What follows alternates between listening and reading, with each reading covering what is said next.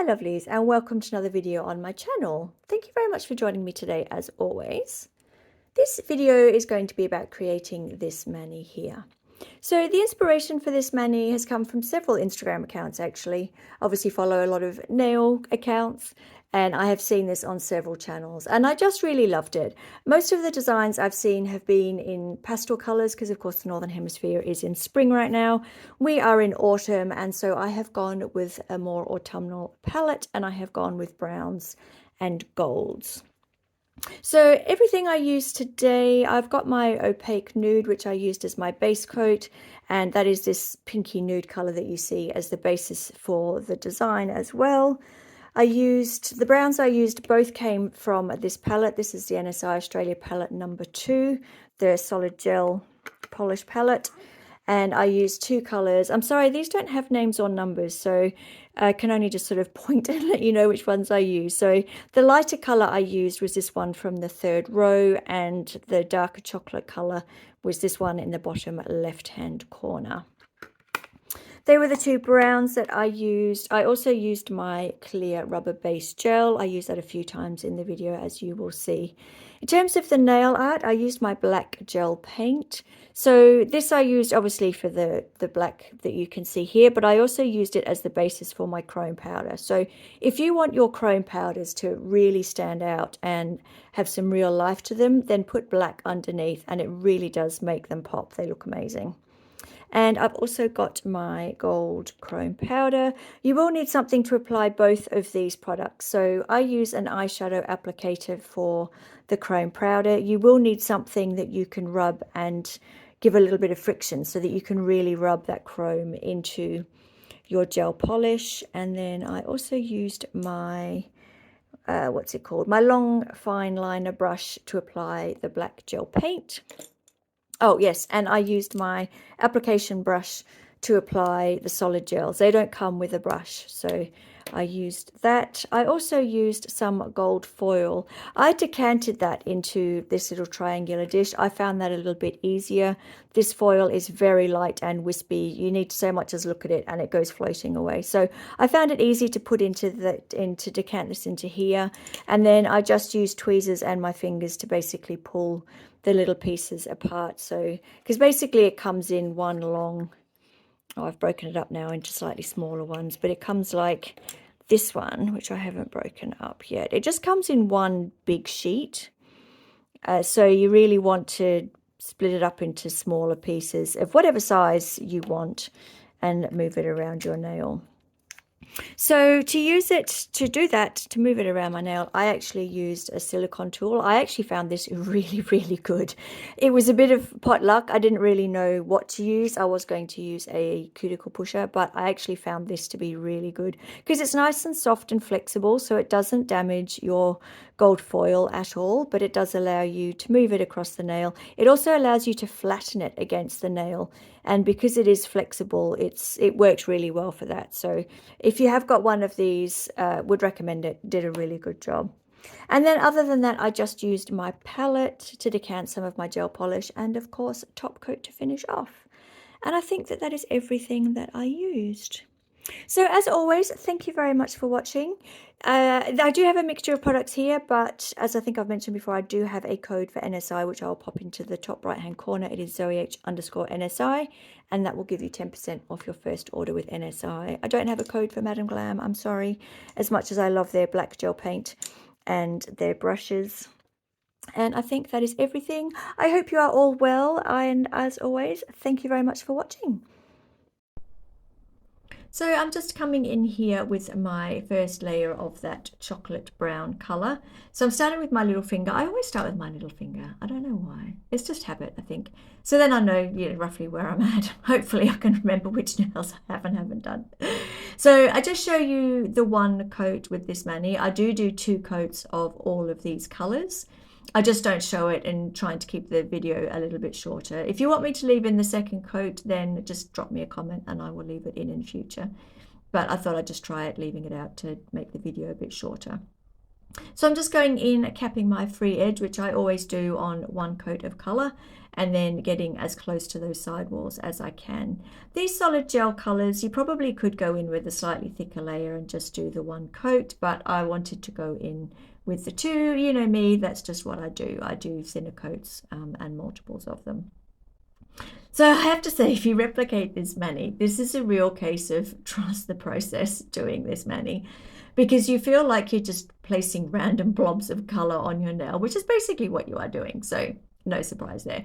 But you just kind of have to put your faith in the fact that it will all come together and look good in the end, because as you're doing it and curing it layer by layer, you just feel like you're curing a bit of a lump of color here and there. There's not much rhyme nor reason to this. So all I really knew that I wanted to do is I wanted that darker color towards the outside of my nail, only on one side of the nail, because I wanted the other side to have the focus on that gold leaf and the stems that I draw on as well. So I was just going in with a little blob of color pretty much up on that, tucked into the corner there. I don't know how obvious it is on the camera, but I'm actually going in with my application brush on an angle, because I wanted my gel polish to look very textured. I didn't want a very smooth finish to this gel polish, and that's really because the gold leaf has a very textured look to it. Even though, like, it does lay very, very flat on the nail, it doesn't feel lumpy or bumpy at all. But when you look at it, it has a very textured look, which I really wanted. And so I sort of wanted to complement that with the gel polish and do a similar thing. So I'm intentionally going in with my brush on an angle. Of course, that helps me get that curve a little bit easier as well. So it served double purpose in that regard. But I do intentionally leave that gel polish a little bit lumpy, bumpy and textured. That is intentional. I don't do that, of course, on my index finger and my little finger, because I'm just wanting to go in with a solid base of color. So now I'm coming in with the second color that I used, which is that lighter color. Again, I'm sorry, I don't have a reference name or number for it, but it's in that third row. It's that second one along from the left. And basically it's just a very similar color, very similar base to it. It's just significantly lighter. So I thought it would give a nice sort of contrast to the nail. Obviously be a different shade, but within the same color family. So I thought that would look quite nice. And it's quite an autumnal kind of color. Yeah, it is sort of an autumny, reminds me of autumn trees and leaves. Of course, all of our trees are looking beautifully orange and yellows and reds at the moment, which is just lovely. So I did go in, as I said, with a second coat. I just did that off camera. Oh no, sorry, I'm not at that point yet, am I? I did cure that. So I cured that first layer of all of those colors.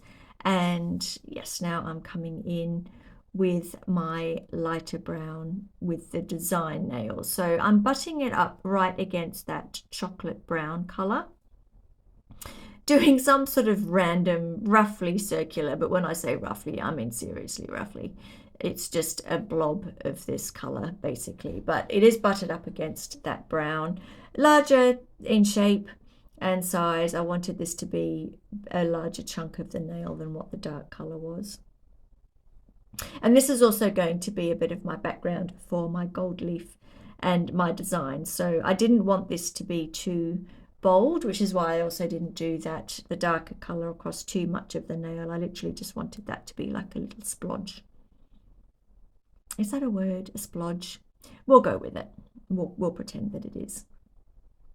So yes, as you can see, I'm not actually smoothing this gel polish out at all. In fact, I'm almost putting more ridges and texture into it, because that was sort of the look that I was going for.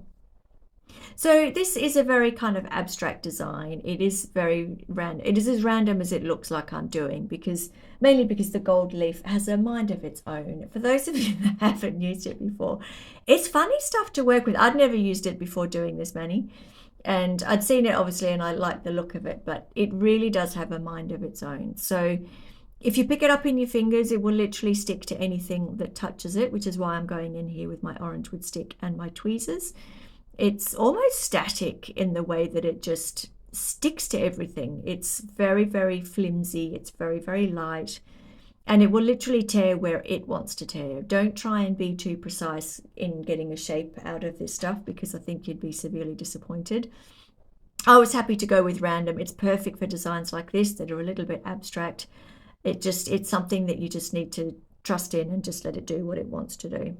So I've done my second layer of color off camera. I did everything in 2 layers. And now I'm just coming in just with the nails where I'm going to use that gold leaf. I'm coming in with a layer of clear base coat. You could use any clear polish that you've got, base coat or Builder Gel or whatever you've got would be fine. I just wanted something because I'm going to, where I place the gold leaf down, I wanted that sticky base for it so that I could manipulate it and move it around the nail without disturbing an inhibition layer. That's why I didn't just go straight into the inhibition layer. I actually found this silicone tool to be a really great way of moving this around the nail. It did tear it every now and again, which, as I said, it was fine with me. I didn't have any distinct plan of where I wanted this to go. So I was quite happy for that. But as you can see here, it's actually really good to flatten it out on against the nail. And it does a really nice job of smoothing it out. It still looks textured because that's the nature of the gold leaf, but it flattens it very well against the nail, and you can just literally slide it around the nail wherever you want, which is why it's really handy to have that uncured layer, gel layer that you're putting it into. The only thing I did find, as I think you probably saw a little hint of there, every now and again it didn't want to come off the silicone tool, but that was the case with everything. It didn't want to come off the tweezers, or like, it's just, yeah, it's really quite staticky. I think that's the best word that I can use to describe it. But yeah, I didn't really move it around too much. I was quite happy for it to just go where it felt like going. It's an abstract design, and I was just quite happy for it to pan out the way that it was going to. So I do try and get sort of roughly the right size that I'm looking for more than anything else, because I wanted it to take up a good portion of the nail but not be too dominant. I just wanted it to be a feature, not the main component. There is really no main component to these nails. It is literally just a random hodgepodge of colors and shapes and sizes, which is why I think it worked really well, because there is nothing too dominant. Everything pretty much just has its place and is equally dominant on the nail. So I'm just moving this around as I thought it looked quite nice. And then I go in, I think I do the thumb. I can't remember if I show you doing my thumb or not. But it just, yeah, it worked out really well. Because I was doing all the little bits and components of this, I found it really handy to do my thumb at the same time. Sometimes I do it quite independently. But because I was using polish and then gold leaf and then, yeah, chrome, I was just like, no, I'll just do it in chunks and do the same thing all at the same time. And that did actually work out very well. The other thing that would work very well, I think, to place the gold leaf is probably just an application brush. Just a flat gel brush would do the job as well.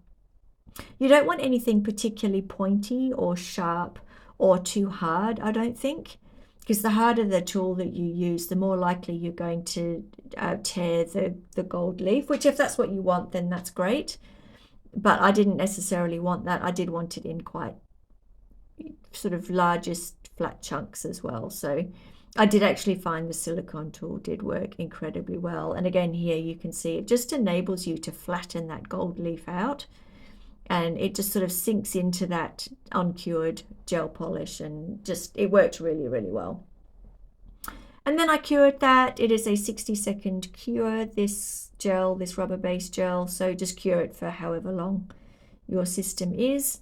And I'm just coming in with another layer of it here, just because I did want to just make sure everything was nice and flat, everything was nice and smooth before I came in with my gel paint. So whenever you're using gel paints or anything like that, it is handy if your nail is very smooth and everything is sort of flat, a bit less lumpy, bumpy and textured, because then it's a bit easier for your liner brush to slip. So I just wanted to give myself a nice smooth finish, which is why I'm only doing these 3 nails. I don't do this on the coloured nails at all. And then that went in the lamp for 60 seconds again. And here I'm just removing the tacky layer of my little finger and my index finger. The only reason I am doing this, and only doing this on these two nails, is because these are the two nails that I am going to use chrome powder. So I'm going to use the black gel paint on all of my nails. I draw the same design on each nail. I know that wasn't very original, but it kind of tied the whole design together. But I do want on those two fingers, I do want to use the chrome powder, and chrome powder is going to stick to anything that has a nice smooth surface, which is why you use a no white top coat or a black gel paint or any gel paint. I like to use the black gel paint because it really does make your chrome powder pop. It makes it very, very vibrant. I could also be using top coat for this, but it would have to be, or not for this bit, sorry, not these nails. The abstract nails has to be the black. But for my other nails where I put the chrome powder, I could have used top coat. But I much prefer black. I think it makes the chrome powder stand out a lot more. It makes it a lot more vibrant. And to be honest, the black is so much easier to see on your nail than what top coat is. When you're trying to draw a design using top coat, it can be very tricky to see it, even in, when you've got good lighting and things like that. So the black works really well. And as I said, just from a visibility point of view and for making your chrome powder stand out. So, but because of that, you want to make sure that you're applying your chrome powder just only where you want it to be, not over the entire nail. You don't want anything that's got a sticky layer or anything like that. So basically what you want to do is remove the tacky layer from your nail so that it's smooth but still textured because it doesn't have top coat over it. Then draw your design and then go in with the chrome powder, and the chrome powder will stick to where you have drawn your design, either with a tack-free top coat or a gel paint. Something that is tack-free basically is what you need. It's not going to work if your gel polish cures or your top coat cures with a tacky layer. It needs to be tack-free. So I'm just coming in here. I'm quite happy with myself. I've managed to get 3 nails without knocking any. I'm really impressed. I have not flash cured this. I never flash cure black gel paint because it can have a tendency to wrinkle. So this is not something that I will ever flash cure. If you see my hand go in the lamp, that is going in for the full 60-second cure. So at this point, I think I decide I don't want to push my luck too much further, and I pop my hand in the lamp for the 60 seconds, yeah, because I just thought I should have actually started on my index finger and not done that one last. So all those other nails at this point are fully cured. And now I'm coming in. I decided to go in with 2 stems on this finger, basically because my finger's quite a bit wider than what my little finger is. My little finger is tiny. I have very small nail beds. So I literally just drew the one on this finger. I thought, oh, I've got a bit more real estate. I've got room for 2. So that's what I'm doing. I'm just coming in here. And I love this design. It's very effective. It's very simple, but I just find it really pretty. I think it's very elegant, very light, sort of, it's quite easy to do. Having said that, I have gone through times where I just think, oh, and I have to, wipe it off. But that's the beauty of gel polish. As we know, if you're not happy with it, then just wipe it off before you cure it and it's all good. So as long as the other gel polish on the rest of that nail is fully cured, then that's all good. So I'm just going in, doing my little stems and leaves. I was quite happy with that. I only did cure that one finger at that point because all my other nails had been cured. So I just cured that one nail. And I'm just coming in with the chrome powder on my little finger and my index finger. I use an eyeshadow application brush to apply this, because it gives you a nice bit of pressure. You do need to apply a reasonable amount of pressure when you're using chrome powder. It's not like doing nail sugar or, or burnishing or anything like that. Like, you do need to apply a decent amount of pressure to get that lovely chromy look out of it. So I actually find an eyeshadow brush applicator works really, really well. I have seen people use their fingers as well. That's another option. But yeah, I personally like the eyeshadow applicator. It works well. So I'm just coming in and just removing any dust or excess chrome powder that may be floating around the place on those 2 nails. And yes, I'm just coming in with my plush brush. I couldn't find it initially, which is why I was using my fluffy brush, but then I was like, ah, I found it. And I'm just going in with clear. So I think I've mentioned in previous videos of mine, whenever I do loose glitter, chrome, foils, gold leaf, anything like that, I always put an additional protective layer before I go in with my top coat. I just feel like it gives you an extra layer of protection, you know, by the time you're doing work and things, you know, unless you're living a life of leisure, which would be lovely, but no such luck.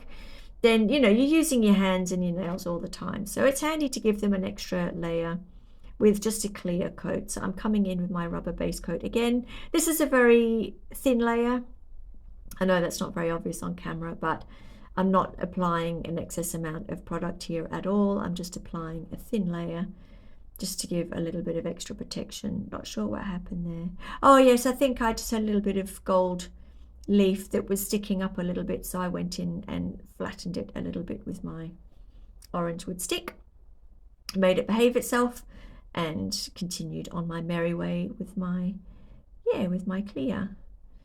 So just going in, yes, on every nail, and then that goes in the lamp for a 60-second cure as usual. I don't know why that particular finger is looking so much more dehydrated than the rest. Not sure what's happened there, but anyway, some reason it does. And here we are just going in with our top coat. So it's not the same as doing top coat with, like, you know, when you've done glitter or something. It doesn't suddenly go from buff to this beautiful shine. So it's not quite as exciting, but it still does look lovely. And I always go in with a reasonably healthy layer of top coat.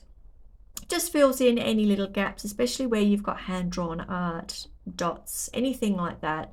If you go in with a slightly thicker layer, it just smooths everything over beautifully, gives a lovely even finish to everything, fills in any little dips or, you know, little gaps in between designs and things like that. So it does work really well, and I do tend to do a fairly healthy layer of a top coat. And as you can see, I was just capping the free edge before I pop my brush back in the gel bottle. It works out really well that way.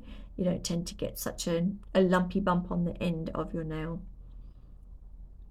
And yes, I'm just going in with my index finger as well. I was really happy the way this mani turned out. As I said, you do definitely have to trust the process, and sort of, because you think you just do these random blobs on your nail, but go with it, give it a try. It did actually turn out really well, and I was really happy with it.